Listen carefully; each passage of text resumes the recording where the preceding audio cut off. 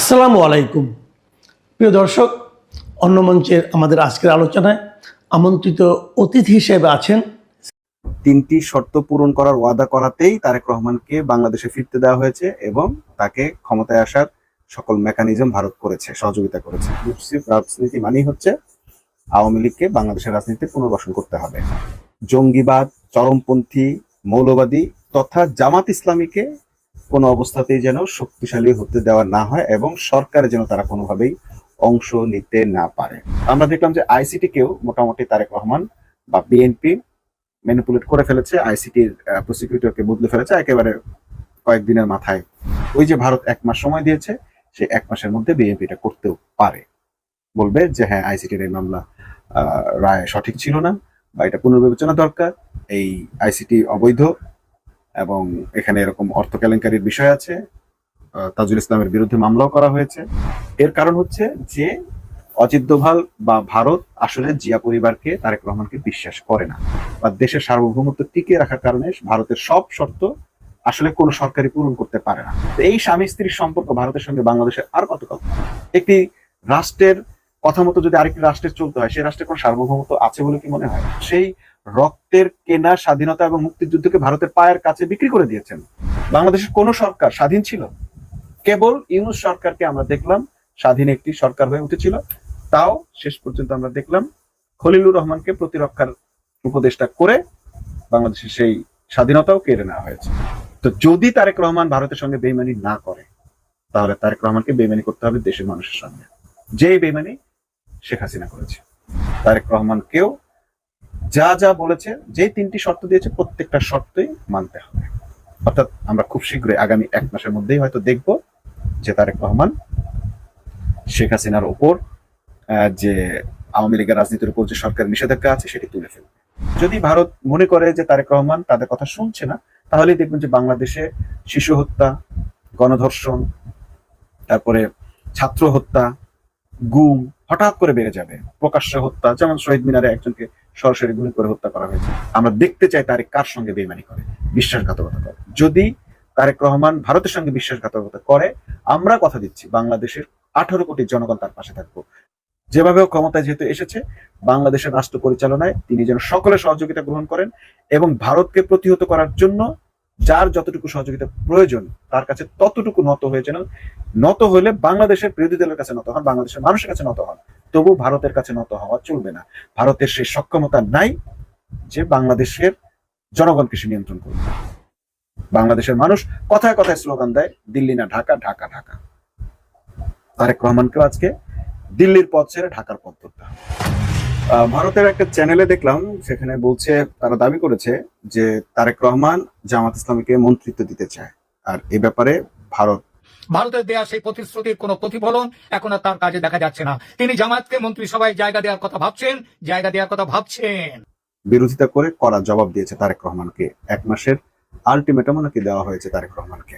আর ঠিক এই কারণেই হয়তো এবার ভারত আর কোনো বিশেষ দূতের অপেক্ষা না করে অজিত ডোভালের মাধ্যমে সরাসরি 1 মাসের ডেডলাইন দিয়ে দিয়েছে।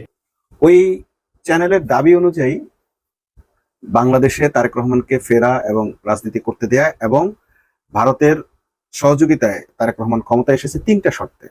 চ্যানেলটি দাবি করেছে 3টি শর্ত পূরণ করার ওয়াদা করাতেই তারেক রহমানকে বাংলাদেশে ফিরতে দেওয়া হয়েছে এবং তাকে ক্ষমতায় আসার সকল মেকানিজম ভারত করেছে, সহযোগিতা করেছে। তারেক রহমানের দেশে ফেরা এবং প্রধানমন্ত্রী হওয়ার নেপথ্যে ভারতের একটি বড় পরিকল্পনা ছিল, আগেই বলেছি। সেই 3টি শর্ত কি? 1 নম্বর শর্ত হচ্ছে ভারতের উত্তরাঞ্চলে যে অঞ্চলগুলো আছে, সেখানকার যে বিরোধীরা আছে, মানে স্বাধীনতা কামী আছে, ভারত বলছে তারা বিচ্ছিন্নতাবাদী, সেই বিচ্ছিন্নতাবাদীদেরকে বাংলাদেশের মাটি ব্যবহার করতে দেবে না তারেক রহমান। ভারতের উত্তর পূর্বাঞ্চলের বিচ্ছিন্নতাবাদীদের যেন বাংলাদেশের মাটি ব্যবহার করতে দেয়া না হয়, এটা একটা শর্ত। দ্বিতীয় শর্ত হচ্ছে শেখ হাসিনাকে বাংলাদেশে ফিরিয়ে এনে তার রাজনীতির উপর থেকে নিষেধাজ্ঞা তুলে নিয়ে, সরকারি নিষেধাজ্ঞা তুলে নিয়ে ইনক্লুসিভ রাজনীতির পুনঃপ্রবর্তন করতে হবে। 2, দেশে ইনক্লুসিভ রাজনীতি যেন ফিরিয়ে আনা হয়, অর্থাৎ আওয়ামী লীগকে সরকারি নিষেধাজ্ঞা থেকে মুক্ত করা যেন হয়। অর্থাৎ আবার একটা ইনক্লুসিভ রাজনীতি করতে হবে। ইনক্লুসিভ রাজনীতি মানেই হচ্ছে আওয়ামী লীগকে বাংলাদেশের রাজনীতিতে পুনর্বাসন করতে হবে। তার উপর যে সরকারি নিষেধাজ্ঞা আছে সেই নিষেধাজ্ঞা তুলে নিতে হবে। তৃতীয় শর্তটি কি? তৃতীয় শর্তটি হচ্ছে বাংলাদেশে ভারতের ওই চ্যানেলের ভাষায় জঙ্গিবাদ, চরমপন্থী, মৌলবাদী তথা জামাত ইসলামীকে কোনো অবস্থাতেই যেন শক্তিশালী হতে দেওয়া না হয় এবং সরকারে যেন তারা কোনোভাবেই অংশ নিতে না পারে।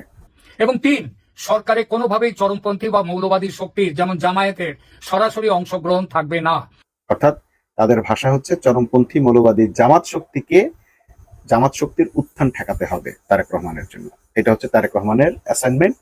এই 3টি অ্যাসাইনমেন্ট যদি তারেক রহমান পূরণ করবে, এই ওয়াদা করেই নাকি তারেক রহমান দেশে ফিরেছে এবং ভারত তাকে সহযোগিতা করে রাষ্ট্রীয় ক্ষমতায় এনেছে। তো তাদের এই কথা না রেখে ওই চ্যানেলের শিরোনামটা ছিল বিশ্বাসঘাতকতা করছে তারেক। দিল্লির কূটনীতিকদের মতে এটি ভারতের সাথে করা বড় ধরনের কথা খেলাপি বা বিশ্বাসঘাতকতা। কার সাথে? ভারতের সঙ্গে বিশ্বাসঘাতকতা করছে। অর্থাৎ ভারতকে যে ওয়াদা দিয়েছিল, এই 3টি ওয়াদা, যে মুসলেকা বা যে শর্তে সে বাংলাদেশে এসেছে এবং ক্ষমতায় এসেছে, ভারতের সে ওয়াদা পূরণ করতে পারছে না তারেক রহমান। তাই অজিত ডোভাল, ভারত খুব ক্ষেপে আছে। ভারত সরাসরি বলেছে ভারত হাত গুটিয়ে বসে থাকবে না, এরকম একটি উক্তি অজিত ডোভাল করেছে। দিল্লির রণমূর্তি এই কারণেই, এই জন্যই অজিত ডোভালের চরম বার্তা। কেননা পরিস্থিতি আবার সেই 2004-এর দিকে চলেছে। এই পরিস্থিতিতে ভারত আর হাত গুটিয়ে বসে থাকতে রাজি নয়। এবার সে রাজনৈতিক শিষ্টাচার কিংবা কূটনৈতিক শিষ্টাচার সবকিছু পেছনে ফেলে সরাসরি বাংলাদেশের রাজনীতিতে হস্তক্ষেপ করতে চায় ওই চ্যানেলের ভাষ্য অনুযায়ী। কারণ তারেক ইতিমধ্যে বেইমানি করে ফেলেছে। তারপরও তারেক রহমানকে 1 মাসের আলটিমেটাম দেওয়া হয়েছে। 3টি শর্ত পূরণ করতে হবে। এর মধ্যে আওয়ামী লীগের রাজনীতি পুনর্বাসন করতে হবে, শেখ হাসিনা নিষেধাজ্ঞা তুলে নিতে হবে। সবচেয়ে মজার ব্যাপার হচ্ছে আইসিটির যে রায় হয়েছে সেই রায় বাতিল করতে হবে। আইসিটি অধ্যাদেশ এবং তার অধীনে দেওয়া সমস্ত সাজা ও শেখ হাসিনার মৃত্যুদণ্ডের নির্দেশ বাতিল করতে হবে। অর্থাৎ যে রায় শেখ হাসিনার ফাঁসি হয়েছে সেই ফাঁসির রায় বাতিল করতে হবে। আইসিটির এই রায়কে অবৈধ ঘোষণা করতে হবে। তো আমরা দেখি যে তারেক রহমান আসলে বেইমানি করলো কিনা। প্রথমত হচ্ছে উত্তরাঞ্চলের বিচ্ছিন্নতাবাদীদেরকে বাংলাদেশের মাটি ব্যবহার করতে দেবে না। বাংলাদেশের মাটি তাদেরকে ব্যবহার করতে দিয়েছে তারেক রহমান, এমন কোন নজির এখন পর্যন্ত আমরা দেখি নাই। নাম্বার 2, ইনক্লুসিভ পলিটিক্স, অর্থাৎ আওয়ামী লীগের রাজনীতি বৈধকরণ। তো সেটি আইনগতভাবে এখনো আইনি নিষেধাজ্ঞা তুলে না নিলেও প্রায় 150 জায়গায় আওয়ামী লীগের অফিস খুলে দেওয়া হয়েছে। আওয়ামী লীগের লোকদেরকে মুক্ত করে জামিন দিয়ে তাদেরকে বিএনপি নেতারা ফুলের মালাতে গ্রহণ করে নিয়েছে। বাকি আছে শুধু শেখ হাসিনার রাজনৈতিক বৈধতা কিংবা তার বিচার, অর্থাৎ আইসিটির যে বিচার হয়েছে, আইসিটিতে যে বিচার হয়েছে সেই বিচারের রায় বাতিল করা, অবৈধ ঘোষণা করা। তো আমরা দেখলাম যে আইসিটিকেও মোটামুটি তারেক রহমান বা বিএনপি ম্যানিপুলেট করে ফেলেছে। আইসিটির প্রসিকিউটরকে বদলে ফেলেছে একেবারে কয়েকদিনের মাথায়। অর্থাৎ ভারতের প্রেসক্রিপশনে তারা এটা করে ফেলেছে। ভারত নিজেও স্বীকার করছে যে এটি তাদের দাবি ছিল।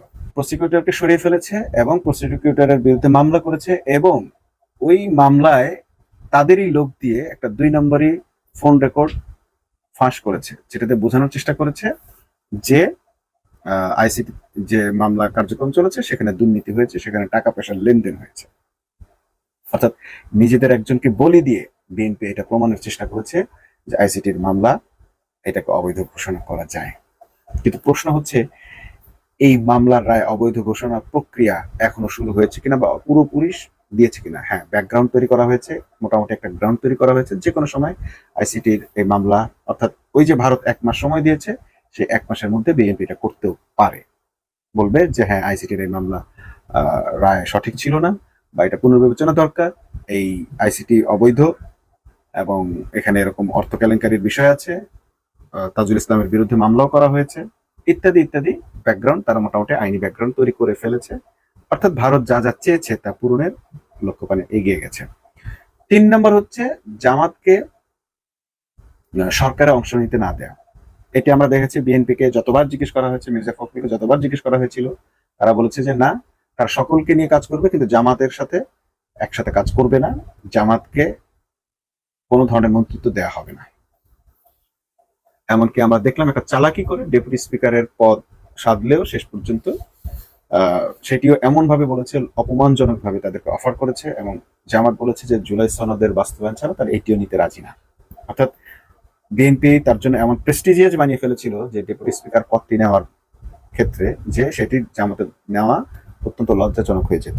কারণ এটি ছিল জুলাইয়ের অঙ্গীকার, সেই অঙ্গীকার বাদ দিয়ে, সেই অঙ্গীকার পূরণ না করে যেন ভিক্ষা দিচ্ছে, মানে কুকুরকে হাড্ডি দিচ্ছে, এইরকম একটা জিনিস যেটা নূরকে কিংবা ববি হাজ্জাজকে কিংবা আন্দার রহমান পার্থকে হাড্ডি চষার সুযোগ দিয়েছে, ঠিক সেই রকমই একটা হাড্ডি চষার সুযোগ প্রধান বিরোধী দল জামাতকে যেন দিয়েছে, অফার দিয়েছে।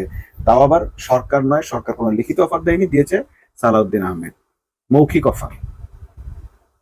তো জামাত বলেছে অফিসিয়ালি যদি তাদেরকে অফার করা হয় তারপরে তারা ভেবে দেখবে, এবং তারা চায় যে এটি জুলাইয়ের অঙ্গীকার, সেই হিসেবে জুলাই সনদ বাস্তবায়ন করা এবং সেইভাবে যেন ডেপুটি স্পিকারের পদ প্রস্তাব করা হয়। কিন্তু সেটি তারা করেনি, জামাত ডেপুটি স্পিকারের পদও নেয়নি। অর্থাৎ আমরা দেখছি যে তারেক রহমান ইন্ডিয়ার সব শর্তই পূরণ করছে, কিন্তু তারপরও ভারত ক্ষিপ্ত কেন? ক্ষিপ্ত এই কারণে তারেক রহমানকে চাপের মধ্যে রাখার জন্য, যে এখনই তার সমস্ত দাবিগুলো পূরণ আদায় করে নিতে না পারলে ধীরে ধীরে এটা নাও করতে পারে। এর কারণ হচ্ছে যে অজিত দোভাল বা ভারত আসলে জিয়া পরিবারকে, তারেক রহমানকে বিশ্বাস করে না। ওই সংবাদের একটা জায়গা বলা হচ্ছে 2004-এর মতো বেইমানি করে কিনা। কিন্তু প্রধানমন্ত্রী হবার পর তারেক রহমান কি সেই 2004 সালের মতোই ভারতের বিশ্বাস ভাঙতে চলেছে?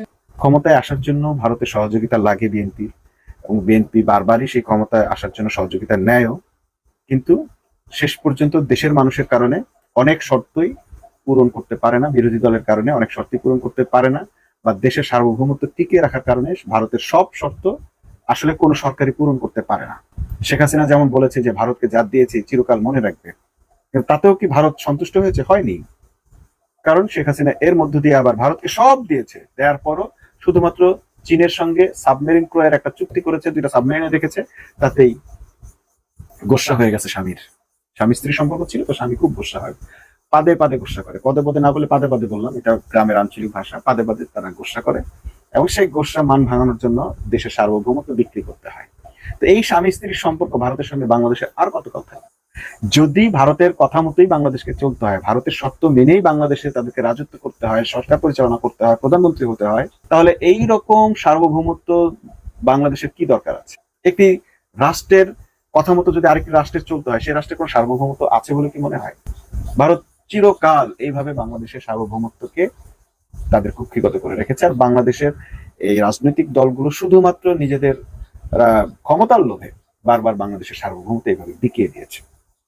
এইরকম একটি দল, এইরকম একটি না, এই যে আওয়ামী লীগ, বিএনপি, মানে সকল দল, আমরা জাতীয় পার্টিকেও দেখেছি, জাতীয় পার্টির চেয়ারম্যানকে, মানে এরশাদের পর্যায়ে চেয়ারম্যান ছিল, তাকে দেখেছে জিএম কাদের, সে ভারত থেকে এসে বলছে যে বলা নিষেধ আছে, বলতে পারবো না, ভারতের অনুমতি ছাড়া আর কিছু বলতে পারবো না, অর্থাৎ ভারতের কথা মতো তাকে চলতে হবে। আমরা দেখলাম যে এখন বিএনপির সঙ্গে যারাই যুক্ত হয়েছে, ববি হাজ্জাজ থেকে শুরু করে সাকি, তারপরে নূর, এরা সবাই একেবারে ভারতের দিকে কেবলা করে সেদিকেই মুতাওয়াজ্জি হয়ে গেছে। তো এইরকম ভাবে যদি রাজনৈতিক দলগুলোকে ভারতের কাছে, ভারতের পায়ের কাছে মাথা নত করে চলতে হয়, নতজনে হয়ে চলতে হয়, তাহলে এইরকম সার্বভৌমত্ব থাকার দরকার কি? আর এটাকে তারা স্বাধীনতাই বা বলে কিভাবে? সেই স্বাধীনতার জন্য, সেই মুক্তিযুদ্ধের জন্য আবার জামাতকে তারা গালি দেয়, বলে জামাত মুক্তিযুদ্ধের বিরোধী ছিল, স্বাধীনতার বিরোধী ছিল। মুক্তিযুদ্ধের বিরোধী ছিল, স্বাধীনতার বিরোধী ছিল, আপনারা তো সেই রক্তের কেনা স্বাধীনতা এবং মুক্তিযুদ্ধকে ভারতের পায়ের কাছে বিক্রি করে দিয়েছেন। আপনারা কোন দিক থেকে শ্রেষ্ঠ? বাংলাদেশ স্বাধীনভাবে কোনো কাজ করতে পেরেছে? কোনো সিদ্ধান্ত নিতে পেরেছে? বাংলাদেশের কোন সরকার স্বাধীন ছিল? কেবল ইউনূস সরকারকে আমরা দেখলাম স্বাধীন একটি সরকার হয়ে উঠেছিল, তাও শেষ পর্যন্ত আমরা দেখলাম খলিলুর রহমানকে প্রতিরক্ষার উপদেষ্টা করে বাংলাদেশের সেই স্বাধীনতাও কেড়ে নেওয়া হয়েছে। সে ভারতের সাথে অন্যদের যোগসাজশ তৈরি করে দিয়ে ভারতের কথা মতোই যা খুশি তাই করেছে, ভারত যা চেয়েছে তাই করেছে। এই যে বাংলাদেশের যে ক্ষমতায়ন, তারেক জিয়া বা বিএনপি যে ক্ষমতায় এসেছে, এটি তো ভারত খলিলুর রহমানের মাধ্যমে করেছে।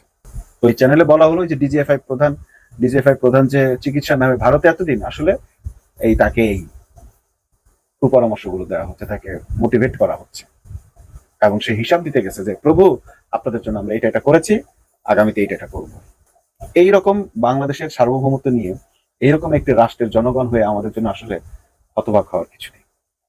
এদিকে তারেকের বিরুদ্ধে ভারতের মিডিয়া অপপ্রচার চালাচ্ছে, তারেক রহমান জামাতকে নাকি মন্ত্রিত্ব দিতে যাচ্ছে। ভারত স্পষ্ট বলেছে সংসদের বিএনপির একক সংখ্যাগরিষ্ঠতা আছে, তবুও জামায়াতকে মন্ত্রী করার কথা উঠছে কেন? তাদের কাছে গোপন সংবাদ আছে, অর্থাৎ ওই যে ডিজিএফআই প্রধান ভারতে গেছে, তারপরে তার যে রয়্যাল এজেন্ট বাংলাদেশে তাদের আছে, তারা এখনই ধরে নিচ্ছে যে তারেক রহমান জামাতকে মন্ত্রিত্ব অফার করতে যাচ্ছে, মন্ত্রিত্ব দেবে, সরকার অংশ নিতে দেবে, অর্থাৎ তারেক রহমান জামাতের সঙ্গে ভারতের সঙ্গে বেইমানি করবে। তো যদি তারেক রহমান ভারতের সঙ্গে বেইমানি না করে, তাহলে তারেক রহমানকে বেইমানি করতে হবে দেশের মানুষের সামনে, যেই বেইমানি শেখ হাসিনা করেছে। এবং এই বেইমানি করার কারণে শেখ হাসিনার জন্য শর্ত ছিল জামাতের 5 জন নেতাকে ফাঁসি দিতে হবে, মিনিমাম 5 জন নেতা, 5 জনের তালিকা তাদের কাছে দেওয়া ছিল। 5 জন নেতা হলেন ওবায়দুল কাদের, শহীদ আব্দুল কাদের মোল্লা, তারপর হচ্ছে মতিউর রহমান নিজামী, দেলাওয়ার হোসেন সাইদি, মীর কাসেম আলী, আর হচ্ছে অধ্যাপক গোলাম আজম। এই 5 জনকে ফাঁসি দেওয়ার অ্যাসাইনমেন্ট দেওয়া হয়েছিল শেখ হাসিনাকে। শেখ হাসিনা কিন্তু এর মধ্যে একজনকে, প্রথম যে ছিল কাদের মোল্লার ফাঁসির রায় না হয়ে সে কিন্তু যাবজ্জীবনের রায় হয়েছিল, অর্থাৎ ভারতকে একটুখানি এক্সিট করে গেছে, যে ঠিক আছে ফাঁসি দিলে আমি হয়তো সামাল দিতে পারবো না, বা একটি রাজনৈতিক দলের এরকম একজন নেতাকে ফাঁসি দেয় কিভাবে, তার চেয়ে যাবজ্জীবন হোক। মানে কোর্ট শেষ পর্যন্ত ফাঁসির রায় আসলে করতে পারেনি, যেহেতু তারা কোনো মানে প্রত্যক্ষদর্শী সাক্ষী পায় নাই হত্যাকাণ্ডের। তো শেষ পর্যন্ত তারা এইভাবে তো আইনকে নিয়ে আসলে খেলতে পারে না, করে নাই। কিন্তু তখন ভারত শাহবাগীদেরকে রাস্তায় নামিয়েছে, শাহবাগে একটা মঞ্চ তৈরি করেছে, বিরিয়ানি খাওয়াইছে, ভারতের শিল্পীদের দিয়ে গান গাওয়াইছে, ভারতের মিডিয়া দিয়ে কাভারেজ দেওয়াইছে, ভারত টাকা দিয়ে বাংলাদেশের মিডিয়াগুলোকে কিনে নিয়ে মুন্নি সাহা, জয় মামুনদেরকে দিয়ে, মানে ভোরাসাস কাভারেজ দিয়ে শাহবাগকে জাগিয়ে তুলেছে। অর্থমন্ত্রীকে, শিক্ষামন্ত্রীকে দিয়ে সমস্ত শিক্ষা প্রতিষ্ঠানের ছাত্রছাত্রীদেরকে কোটা দিয়ে দেওয়া হয়েছে, অমুক শিক্ষা প্রতিষ্ঠান থেকে এতজন যেন শাহবাগে এসে জড়ো হয়। তো এইটা তৈরি করে শেষ পর্যন্ত শেখ হাসিনা দেখাইলো যে হ্যাঁ, জনতার দাবি অনুযায়ী কাদের মোল্লার ফাঁসির রায় দেওয়া। এরকম জঘন্য রায়, এরকম বিচার ব্যবস্থাকে কলুষিত করার ঘটনা পৃথিবীর ইতিহাসে নেই। রায় হয়ে যাওয়ার পর আইন বদল করে, শাস্তি বদল করে, তারপর তাকে আবার ফাঁসি দেওয়া পৃথিবীর ইতিহাসে একটি জঘন্য উদাহরণ হচ্ছে কাদের মোল্লার ফাঁসির রায়। অর্থাৎ আপিল করলে রায় কমতে পারে, মানে সাজা কমতে পারে, বৃদ্ধি পাওয়ার, যাবজ্জীবন কখনো ফাঁসি দণ্ডে হইতে পারে না। সেখানে বিচারিক কোন ধরনের প্রক্রিয়া অনুসরণ করা হয়। এরপর কি করলো, সারা দেশের মাঠ পর্যায়ে খবর নিয়ে আল্লামা দেলাওয়ার হোসেন সাইদির ফাঁসিটা তারা করতে পারে নাই। দেলাওয়ার হোসেন সাইদির ফাঁসি যখন তারা কার্যকর করতে পারে নাই বা করে নাই, তখন ভারত শেখ হাসিনার উপর মারাত্মক রকম রুষ্ট হয়। রুষ্ট হওয়ার পর যেহেতু যাবজ্জীবন কিছু করতে পারছে না, এবং সেই সময় শেখ হাসিনার সঙ্গে ভারতের খুব খারাপ সম্পর্ক যেতে শুরু করে, যে একটি ফাঁসি যেন কার্যক্রম করলো না কেন। অর্থাৎ এই স্বামী এমনই অভিমানী, মানে তাকে বিন্দু মাত্র নাকচ করা যাবে না, এমন দেবতা যাকে প্রতিদিন তাকে তার চাহিদা মতো ওই ফুল সরবরাহ করতে হবে, যখন যার ফাঁসি চাইবে তাকে দিতেই হবে। ফাঁসি ব্যতীত যাবজ্জীবন তারা মানবে না। ওই সময় একটা গোপন সংবাদ বলে ফেলি, সেটি হচ্ছে যে ভারতের প্রেসিডেন্ট মারা যাওয়ার পর রাজনৈতিক শিষ্টাচারের অংশ হিসেবে জামাতের একটা গ্রুপ গিয়েছিল দূতাবাসের শোক জানাতে, শোক বইতে স্বাক্ষর করতে। তখন জামাতের সেই কূটনৈতিক টিমে যারা কাজ করেন তাদের একজন খোলামেলায় কথা বলেছেন ভারতের সঙ্গে, যে আপনাদের নির্দেশেই যেহেতু ফাঁসিগুলো হচ্ছে, এই ফাঁসি কোনোভাবে বন্ধ করা যায় না। তখন তারা বলছে যে 47 বছর পর আপনারা এখন ভাবছেন যে ভারতের সঙ্গে সুসম্পর্ক রাখা দরকার, বা ভারতের কিছু করার ক্ষমতা আছে, আপনারা স্বীকার করছেন, বিশ্বাস করছেন, আরো 47 বছর পরে আসেন। আপনারা আজকে শোক বইতে স্বাক্ষর করতে আসছেন, এই উপলব্ধি আজকে হয়েছে, তো আরো 47 বছর পরে আসেন। আরেকটা কথা বলেছিল, নিজামের ফাঁসি হয়ে যাক, তারপর দেখা যাবে। অর্থাৎ নিজামের ফাঁসির আগ মুহূর্তে এই কথাগুলো বলা হয়েছিল, কিন্তু তারা একেবারে খোলামেলায় বলেছে যে হ্যাঁ, নিজামের ফাঁসি হইতেই হবে। শেষ পর্যন্ত আমরা দেখলাম হ্যাঁ, নিজামের ফাঁসিও হয়েছে। অর্থাৎ তারা যে তালিকা দিয়েছে, তাদের যে এজেন্ডা ছিল সেটা বাস্তবায়ন করতেই হয়েছে। তারেক রহমান শেখ হাসিনার চেয়ে শক্তিশালী নয়। তারেক রহমানকেও যা যা বলেছে, যে 3টি শর্ত দিয়েছে, প্রত্যেকটা শর্তই মানতে হবে। অর্থাৎ আমরা খুব শীঘ্রই আগামী 1 মাসের মধ্যেই হয়তো দেখব যে তারেক রহমান শেখ হাসিনার উপর যে আওয়ামী লীগের রাজনীতির উপর যে সরকার নিষেধাজ্ঞা আছে সেটি তুলে ফেলবে, এবং শেখ হাসিনার সে আইসিটির রায়কে অবৈধ বলে ঘোষণা করবে। এটা আগাম বলে রাখলাম, এটি ভারতের চ্যানেল থেকেই পাওয়া তথ্য। অন্যদিকে চাপ প্রয়োগের জন্য জামাতের সঙ্গে তারেক রহমানের বিএনপির সম্পর্ক আরো খারাপ করার জন্য একটা নতুন নাটক শুরু করেছে ভারত, সেটি হচ্ছে জামাতকে মন্ত্রিত্ব দিতে যাচ্ছে তারেক। তারকের কোনো অ্যাটিটিউডে সেটি মনে হয়নি, সালাউদ্দিনের কোনো অ্যাটিটিউডে সেটি মনে হয়নি, কিন্তু এরপরও হয়তো মানুষ আশা করে যে ভারতের গ্রিপ থেকে এই তারেক রহমান, বিএনপি কোনো না কোনোভাবে বের হয়ে আসবে। ক্ষমতায় যেহেতু চলে আসছে, যে তারা কোনো না কোনোভাবে ভারতের দাবি পূরণ না করে তারা কিছু না কিছু করবে। কিন্তু যখনই এটা তারেক রহমান করতে যাবে, বা তাদের যদি মোটেও সন্দেহ হয়, যেমন আমরা দেখলাম যে ইফতার মাহফিলে গিয়েছে তারেক রহমান, তারপর পরে দেখলাম শিশু ধর্ষণ বেড়ে গেছে, তারপর আবার তাদেরকে কি একটা ফুল দিয়েছে, দেবতাকে ফুল দিয়ে সন্তুষ্ট করার পর আবার ধর্ষণ বন্ধ হয়েছে। তো যে কোনো সময় যদি ভারত মনে করে যে তারেক রহমান তাদের কথা শুনছে না, তাহলেই দেখবেন যে বাংলাদেশে শিশু হত্যা, গণধর্ষণ, তারপরে ছাত্র হত্যা, গুম হঠাৎ করে বেড়ে যাবে। প্রকাশ্য হত্যা, যেমন শহীদ মিনারে একজনকে সরাসরি গুলি করে হত্যা করা হয়েছে, এগুলো হঠাৎ করে বেড়ে যাবে। অর্থাৎ তখন তারেক বুঝবে যে না, এটা তো আসলে সিগন্যাল, আমাকে আসলে ক্ষমতা থাকতে দিবে না। তারপর ধর্মীয় কার্ড খেলে হুজুরদেরকে রাস্তায় নামাবে। রাস্তায় নামার পর দেখবে যে আসলে তারেকও মনে করবে, আরে হুজুরাও আমার পেছনে বিরুদ্ধে চলে গেল, অমুক বিরুদ্ধে চলে গেল, সবাই বিরুদ্ধে গেছে, এখন তো আমার ভারত ছাড়ার কোনো উপায় নেই। আবার সে ভারতের পায়ে কদম মুচি করবে। একই রাজনীতি কিন্তু পুরো বিশ্বে চলে। ট্রাম্পের বিরুদ্ধে কেউ গেলে তাকে যে কোনো একটা মামলায় ফাঁসিয়ে দেওয়া হয়, তার দেশে অরাজকতা সৃষ্টি করা হয়, টার্মোইল করে তোলা হয়। একটা দেশে তখন টার্মোইল করা হয়, যেমন আমরা এখন দেখছি যে সৌদি আরবে একের পর এক বোমা হামলা হচ্ছে, মধ্যপ্রাচ্যে একের পর এক বোমা হামলা হচ্ছে, এবং সেই হামলাগুলো করছে ইরানকে দিয়ে করাচ্ছে, যাতে মুসলিম রাষ্ট্রগুলো ক্ষিপ্ত না হয়, যেন এই হামলাকে জাস্টিফাই করে, বলে হ্যাঁ ঠিক আছে বৈধ। কিন্তু মূল কাহিনী কি? মূল কাহিনী হচ্ছে ট্রাম্পের শর্ত মানছে না সৌদি আরব বা মধ্যপ্রাচ্য। সেই শর্তটা কি? তেল তারা আর ডলারই বিক্রি করবে, এই চুক্তি থেকে বের হয়ে আসছে। বহু বছরের একটা চুক্তি যে তারা তেল ডলারের ছাড়া বিক্রি করতে পারবে না।